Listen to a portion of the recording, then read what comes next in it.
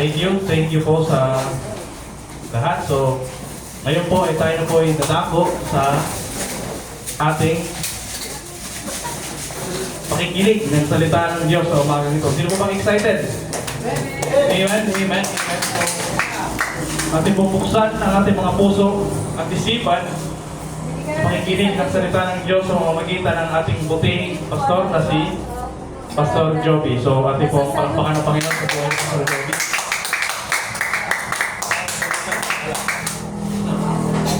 Sa Diyos yan. At siya nagsasalita sa aking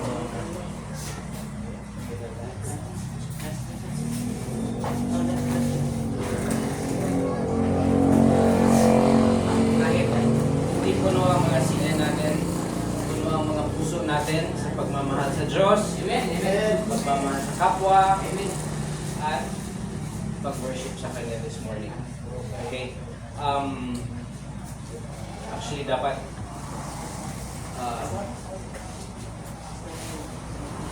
subukan natin na magtingin sa future ng ating simbahan na hindi lang to pupunuin ng mga tao, pero pupunuin ng mga taong nagmamalampalataya sa Kanya at mamahal sa Kanya at mamahal sa kapwa.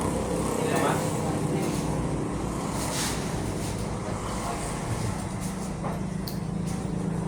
Okay, I think this pag-usapan natin this morning, ang message natin ay very timely para sa atin kasi kailangan natin malaman paano mabuhay bilang Kristiyano. Bago tayo mag-start, mag-close lang tayo ng eyes, sandali, mag-pray. Heavenly Father, salamat Lord God. At kahit sino po, pwede niyo pong gamitin para mag-share sa inyo. Message para sa amin po, Lord God. Pwede kahit sino talaga, Lord. Kahit ako, Lord, feeling ko, hindi ako worthy, pero nagagamit niyo po ako para mag-share ng message para sa church, Lord. Gamitin niyo po ako this morning. Buksan niyo po ang mga puso at isip ng mga tao. At punuin mo po kami ng pagmamahal para sa lahat. We pray this in Jesus' name. Amen. Okay, are you ready? Amen. Amen. Ako rin ready. Excited ako dito kasi ang babasahin ko na verse sa Bible ay from James chapter 2 verses 14 to 24. Meron ba kayong mga Bible? Sa phone? Buksan natin para sabayan niyo. Minsan nabubulol ako, mas maganda ng mabasa. James 2, Santiago 2, verses 14 to 24.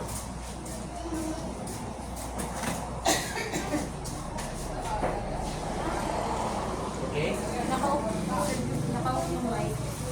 Ano po? Hello.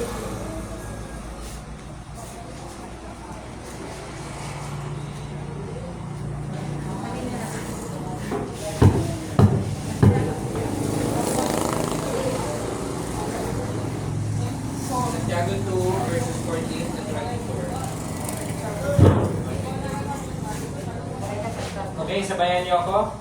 Ako magsalita, basahin niyo lang. Magulo kung lahat tayo. Okay, mga kapatid, ano ba ang mapapala ng isang tao kung sabihin niyang meron siyang pananampalataya, ngunit wala naman siyang mabubuting gawa? Maliligtas ba siya ng ganyang pananampalataya? Halimbawa, walang maisuot at walang makain ng isang kapatid at sasabihan mo, pagpalain ka ng Diyos at hindi ka sana ginawin at gutumin. Ngunit, hindi mo naman siya binigyan ng kailangan niya. May nagawa ba itong mabuti? Ganito rin naman ang pananampalataya.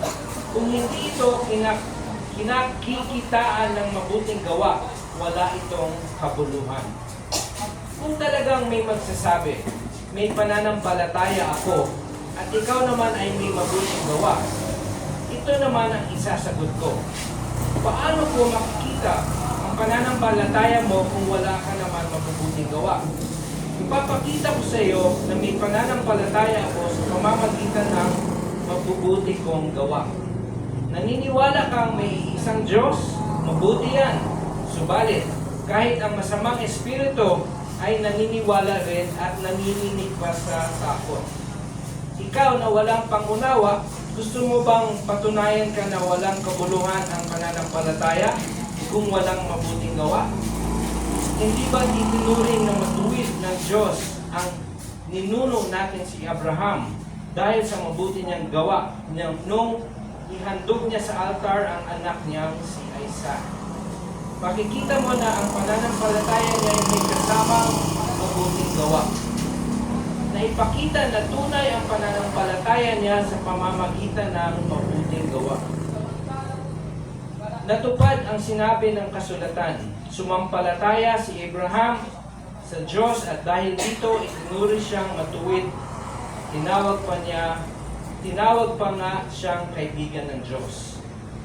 Dito niyo makikita na itinuturing na matuwid ng Diyos ang tao dahil sa mabuti nitong gawa at hindi dahil sa pananampalataya. Tatapusin ko na lang yung chapter. Ganoon din si Rahab, ang babaeng bayaran. Itinuri siyang matuwid dahil itinago niya ang mga espiya ng mga Israelita na itinuro ang ibang daan upang makatakas sila. So kung paanong patay ang katawang walang espiritu, patay din ang pananampalataya kung walang kasamang mabuting gawa.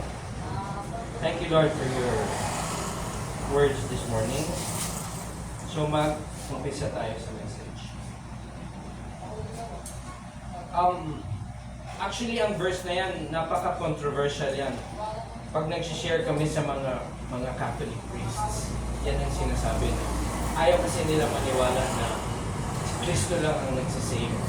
Kailangan si Kristo at saka gawa bago ka maligtas. Okay? So ito palagi ginagamit ng mga pare sa pag-argue sa amin.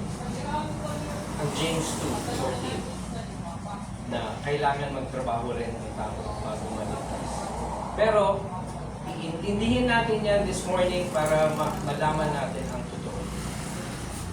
So kunwari, bumaliktad na talaga ang mundo at pinaparusahan na ang mga Kristiyano. Tapos nahuli ka. Mikaela, nandyan ka sa harap ng mga judge. Kung sasampahan ka ng kaso dahil sa pagiging Kristiyano, may sapat kaya na ebidensya para makatulan ka? Isipin niyo yan, isa. Makakatulan ba kayo? O sasabihin, ay pwede niyan lumaya, hindi naman yan talaga Kristiyano. Or diretso sa balengguhan sa nakikita ng tao sa buhay mo. Nung nanonood ako dati ng alam mo yung tightrope, yung may taling lubid sa dalawang bundok tapos magkaganin siya, babalance. Di ba nakakatakot tingnan? So nagawa siya nun, no? Circo ba tawag yun? Circo.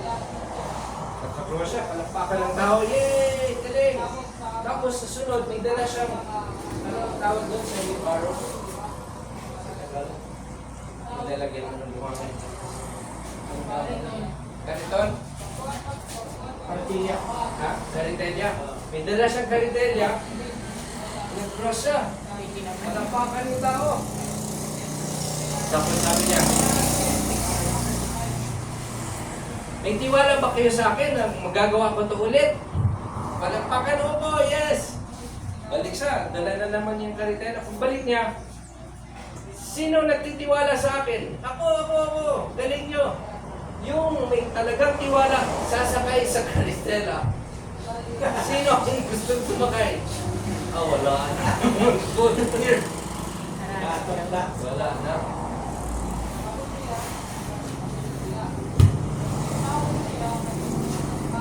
biglang tumahimik sa... So ang aral doon, ang paniniwala sa sirkero ay pag-utak lang. Ang pagsakay sa kariton, iyon ang tunay na pagkakas. Yes nyo? So ang layunin ni Santiago dito, hindi siya sumulat sa mga hindi naniniwala. Ang context nitong chapter ay kausap niya ang mga believers, ang mga kasama niya sa simbahan. So mga believers na to, hindi mga non-believers. Okay? Sumusulat siya sa mga taong nasa loob ng simbahan na ang akala ay sapat na ang oo sa doktrina kahit walang pagbabago sa buhay. Sumulat siya sa mga taong nagsasabing naniniwala na pero ang buhay naman nila ay hindi nagbabago. Itong mga bersikulo ay ginamit palagi ng mga ibang relihiyon para patunayan na kailangan natin ipagtrabaho ang ating pagkaligtas at kulang ang gawa ni Kristo sa krus para tayo ay makapunta sa langit. Narinig nyo na ba ito pag nag-share kayo sa ibang religion? Kailangan sa kanila galing ang hirap bago silang maligtas.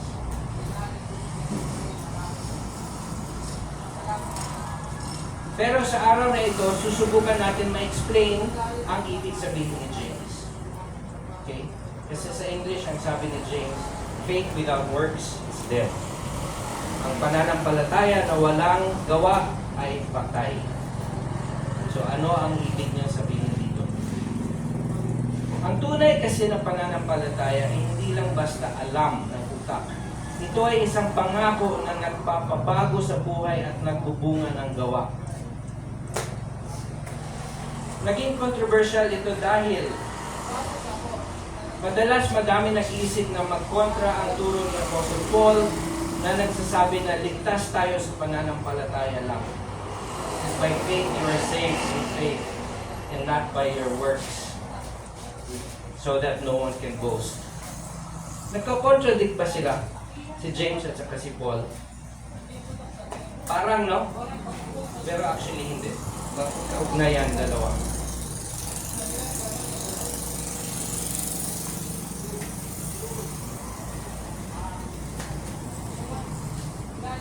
Si Peter, nagsasabi na kailangan natin ng gawa. Pero sa totoo lang, magkasama talaga sila.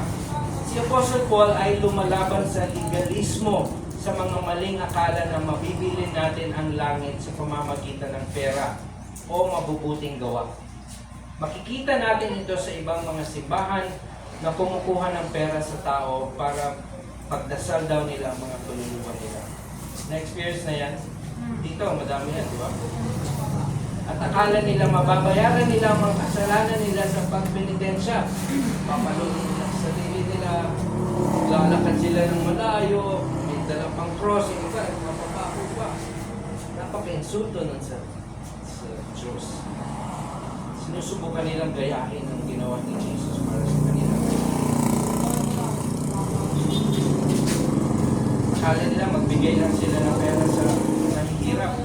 Okay na sila, nabayaran na yung kasalanan nila.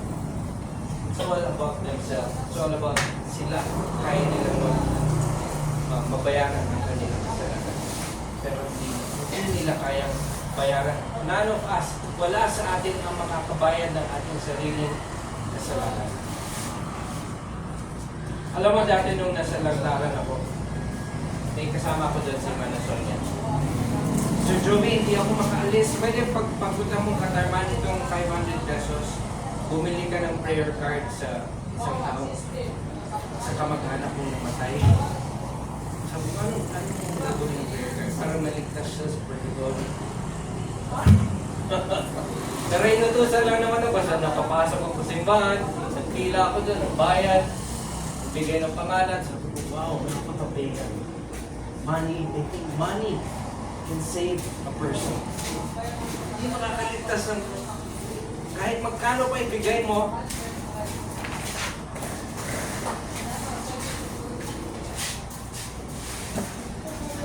Si James naman, ay lumalaban sa maling akala na pwede mong sabihin Kristiyano ka, pero wala ka namang pakialam sa utos ng Diyos. Ano yan, Kristiyano?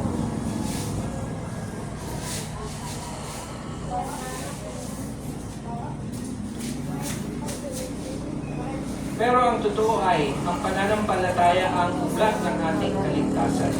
At ang mga gawa at ang pagbabago ng buhay ang bunga. Hindi ka magkakaroon ng bunga kung wala ng ugat sa pananampalataya mo. Pero kung buhay ang ugat, siguradong may lalabas na bunga. Paano ka magkakaugat sa pananampalataya mo? Paano ka magkakaugat para magkabunga? Kailangan maniwala ka ng 100% na ikaw ay naligtas. Kailangan magtutuong repentance.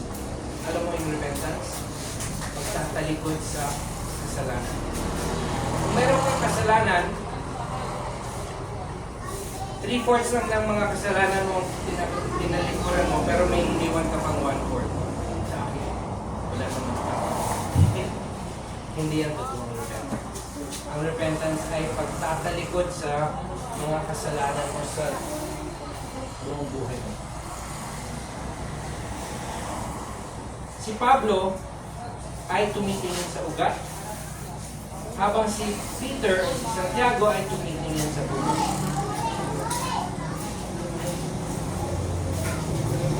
So si Pablo ulit, nagtitingin paano tayo naliligtas, at si Peter nagtitingin paano natin malalaman kung ligtas na tayo. Isipin nyo, may isang tao, may heart problem na pumunta sa doktor. Dok, sakit ako. Heart condition ako. Sabi ng doktor, ito reseta, sundan mo to, mag-exercise ka daily, at bumalik ka dito ng isang buwan. So, dinikit niya yung reseta sa refrigerator. Araw-araw, tinitignan niya ako. Pero hindi siya nag-take. Hindi rin siya nag-exercise. Tuloy pa yung yosi, tuloy pa yung no. Pero, tinitignan niya yung reseta. Ay, itong papagaling sa akin. Yan ang knowledge mo. You're not doing the... Hindi ka nag-take ng gamot. Okay?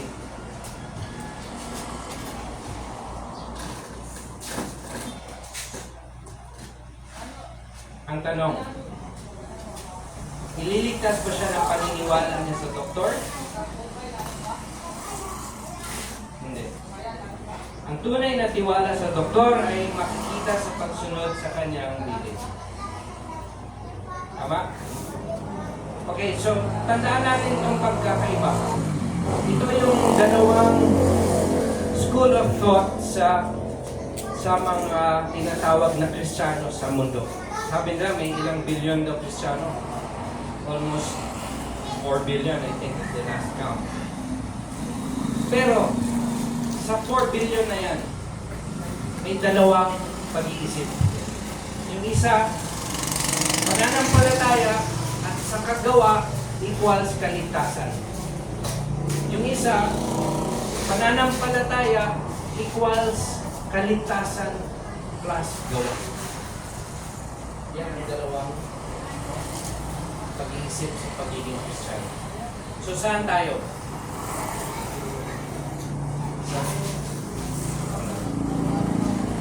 Ang gawa ay bunga ng ating pananampalataya. Okay? Si Santiago nagbigay pa ng 3 halimbawa upang makita ang pagkakaiba ng ligtas na pananampalataya sa patay na pananampalataya. Sabi sa versikulo 19, sumasampalataya ka na ang Diyos ang iisa. Mabuti, ang mga demonyo man ay sumasampalataya rin at nanginginig pa. So hindi sapat na alam mo lang ang Biblia, kahit ang mga demonyo alam nilang may Diyos, pero hindi sila sumusunod sa Kanya. So may alam na alam. Yung mga angels, Di ba? Yung mga demonyo, alam na alam nila na may Diyos. Pero, iniwan nila ang Diyos. So, yan yung isang klaseng pananampalataya. Ang pangalawa, ang pananampalatayang salita lang, walang gawa. Nagbigay rin ng example din si Peter. May nakita bang kapatid na gutom at walang suot? Tapos sasabihin ko lang, magpalain ka sana at magpapabusog ka, pero hindi mo naman binigyan ng pagkain. Ang salita ay mura lang. Ang pananampalatayang hindi nagpapakilos ay iyong kamay para tumulong o sa iyong bulsa para magbigay ay sinatawag ni Santiago na si patay.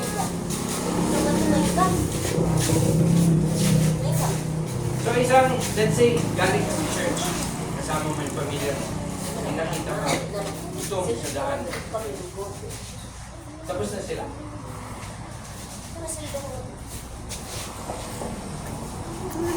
Nakita yung nagugutom sa daan. Sabi ng tatay, ay, kawawa ka naman pag-pray kita. Ay, ikaw naman siya pinahaya natin sa iyo. Tapos sabi ng anak, Tay, di ba meron tayong jacket doon sa kotse? At saka may extra na pizza. Bigay natin. Okay, so dalawang klaseng pananampalataya. Isa, sabi lang pag-pray kita, kawawa ka naman. Yung anak niya nagsabi, tuwing katulong tayo dito. Automatic. Okay? So palaging, pag magtutulong ka, gawin mo. Huwag mo lang sabihin. Automatic ang yun sa iyo. So hindi na kailangan magtanong sa Diyos kung tayo naman ay may hawak ng sagot. Ang pananampalataya ay hindi nagbubulag-bulagan. Ito ay may kamay na handang kumilos. Yung mahilig magsabi sa tanan na Kristiyano ako, pero ang buhay ay parang makamundo lang yapon, ay hindi lang nakakasira at tatawagin siyang hipokrito. Ito rin ay nakakasira sa simbahan at pangalan ng Diyos. So kung hindi ka ready mag-change ng buhay, huwag mo na lang sabihin na Kristiyano ka at nasisira ang pangalan ng Diyos sa ginagawa. Kung hindi ka pa ready mag-turn around at namumuhay ka pa sa mundo, nakakahiya magsabi na, ay, Kristiyano ako, Brad. Punta ka sa church, pero kasama mo naman sa matulungan. Di ba? You have to show it in your life. Kung hindi, kaming lahat ang nasisira. Lahat ng mga church, lahat ng mga Christian churches na nalalagay sa masamang tingin ng tao. Ay, mga hipokrito naman yan. Kasi yung kaibigan ko, Kristiyano daw, pero lakas naman uminom. Lakas mag-chicks. Diba? So let's try not to be a bad example. Kung hindi pa natin kaya, huwag natin sabihin Kristiyano tayo. Nasisira lahat.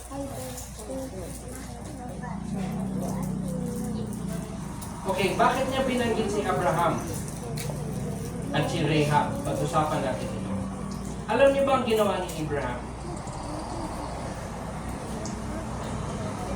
Nagtiwala siya, sabi ng Diyos sa kanya, i-sacrifice mo yung isa mong anak. Yung totoo mong anak, i-sacrifice mo si Isaac. Hindi siya ng pangalawang isip, kinuha niya yung kanyang anak at idadala sa altar para i-sacrifice sa Diyos. Pero anong nangyari? Do we all know the story? Bago niyang patayin, anong nangyari? Inigil siya ng Panginoon at binigyan siya ng magandang ram. Isang klaseng sheep. Tupa na biglang dumating at yan ang hinanay niya sa Diyos. Okay, sabi ng Diyos, stop. I know that you have faith in me. Napakita niya na nananampalataya. Si Rahab naman, isa siyang prostitute na kasama ng mga kaaway ng Israelita. Parang magkabarangay sila. So So sinusugad sila ng mga tigalawang, pero siya tiga-katawgan. So yung mga tigalawang, mga Israelita. Tapos susugod sila sa katawgan. Siya tiga-katawgan. Pero sinabi ng Diyos sa kanya, itago mo yan, mga tigalawang. Ay tao ko yan. So kahit kanyado niya yung nandun, inago niya yung mga tao. Alam niya kung mahuli siya, patay siya sa mga kasama.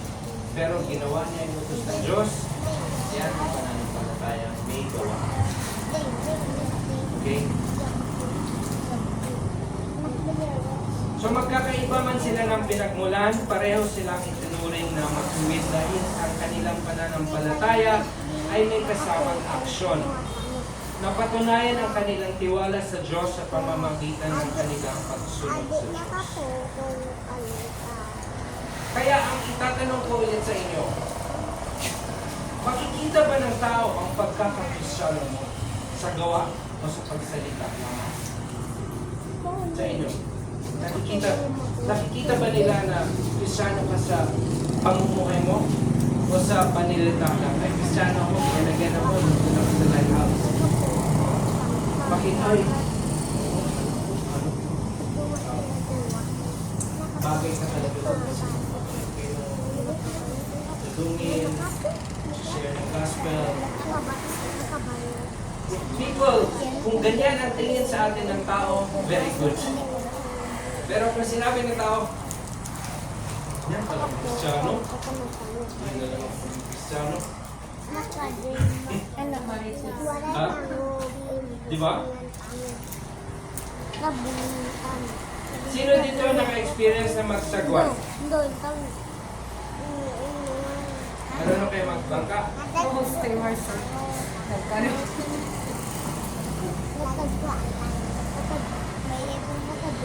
Okay. So sa bangka, may dalawang sagwan. Isa sa kaliwa, isa sa kanan. Yung isa, pananampalataya lang. So kung manampalataya tayo, anong mangyayari sa atin? Ikot-ikot lang. Walang direksyon. Kasi nasa isang direksyon ka lang. Pero kung gawa ka lang naman ang gagawin mo, wala ka naman palang pananampalataya, kabila ka naman ba ikot-ikot, kailangan magkasama yung dalawa. Para dumating ka kung saan mo gustong pumunta. Correct? So, ang chapter 2 ng James ay nagsisilbing salamin sa ating buhay. Tignan natin ang ating nakaraan. Saan nakita ang inyong pananampalataya sa pamamagitan ng inyong gawa? Sa paraan ba ng pagsasalita sa inyong mga anak at asawa? Sa katapatan mo ba sa iyong trabaho? Sa pagtulong mo ba sa mga nangangailangan? Sa paghalubilo mo sa mga dili pa kilala si Kristo? Makikita ba? Makikita ba nila? Or secret agent pa? Alam niyo, mali ako dati. Dati ito ang para i-prove ko sa sarili ko na Kristiyano ako. Gumagawa akong mabuti. Tinatalikuran ko ang kasalanan. Pero ginagawa ko para sa sarili ko. Para mapatunayan sa sarili ko na Kristiyano ako. Pero mali pala yun. Mali yung pinipilit mo sa sarili mo maging mabait.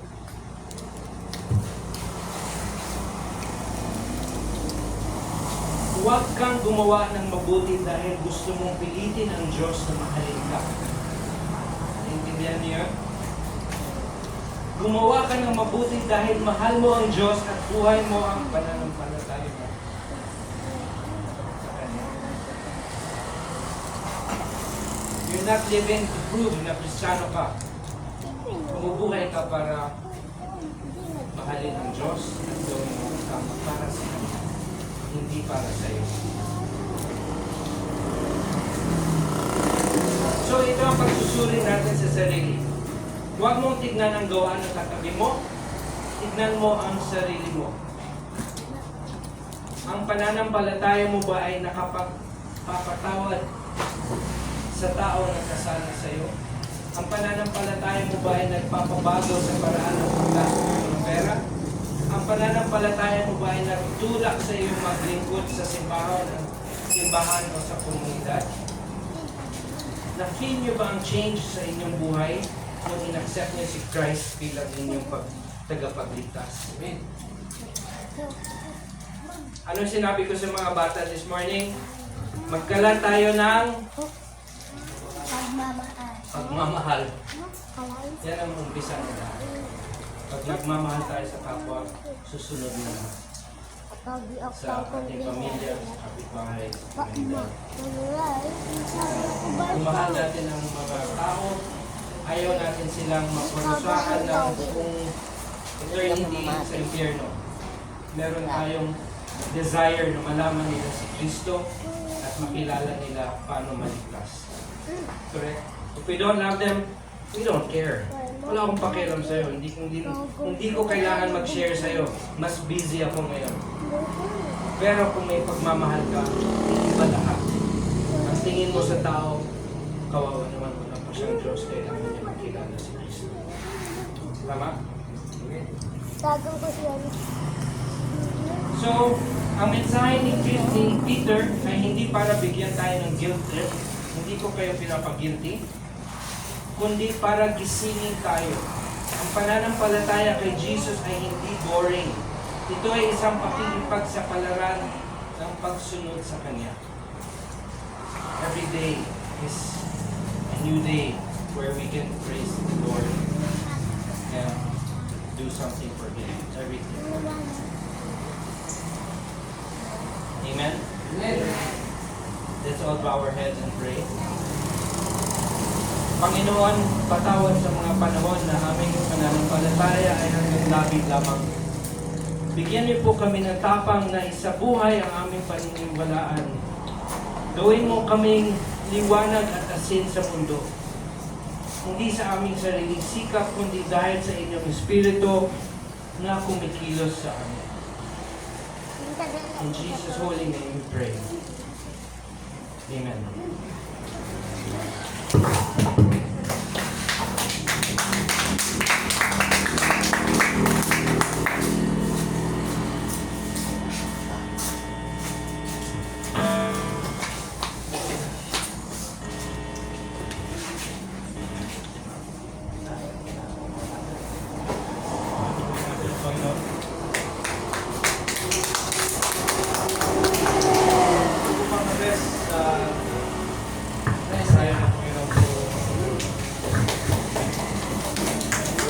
Mga kapatid, inanay mo po na magkapagpos, nalibutang, naliyo mga kamotryo kasi sa among pag-awit sa patuloy sa Panginoon.